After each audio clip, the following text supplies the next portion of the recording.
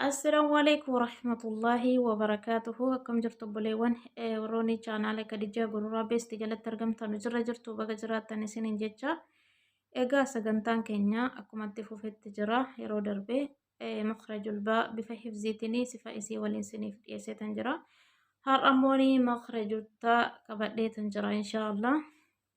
أعوذ بالله من الشيطان الرجيم. بسم الله الرحمن الرحيم. مخرج التاء من طرف اللسان مع أصول الثنايا العليا وصفاتها أربعة: محموسة، شديدة، مستفلة، منفتحة.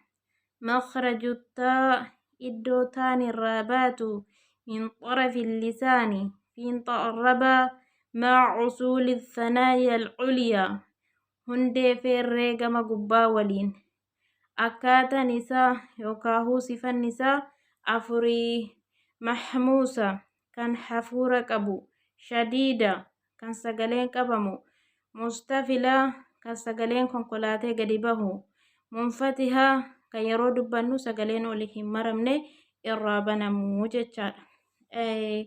Har'a wanti haaraa barannee makhraju taa keessatti mahmuusadha. Mahmuusa jechuun kan hafuura qabu. Faallaa maalitiin faallaa jahriiti.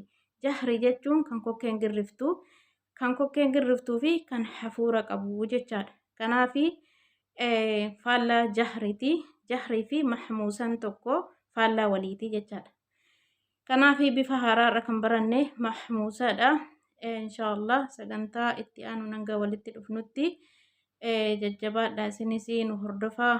Warroonni chaanaala keenyaaf haaraa taatanillee laayik, sheer, sabskiraayib taasisuun nu jajjabeessaa. Warroonni gama feesbuukaatiin akkasuma peejii feesbuukaa kiyyaatii fi tiktookiidhanis akkasuma gama waasaappiitiin fi telegiraamatiin na hordofaa jirtanullee galatoomaa isiniin jedhaa. kan laayik sheer taasisuudhaanis na jajjabeessaa jirtanu galatoomaa isiniin jechaa inshaallah jabaadhatii waan baranneerraa waliif haa qoonnuun isiniin jedhaa. Dogoggora jiruuf afuuna lillah. Assalaamu alaikum warahmatullaahi wabarakaatuh.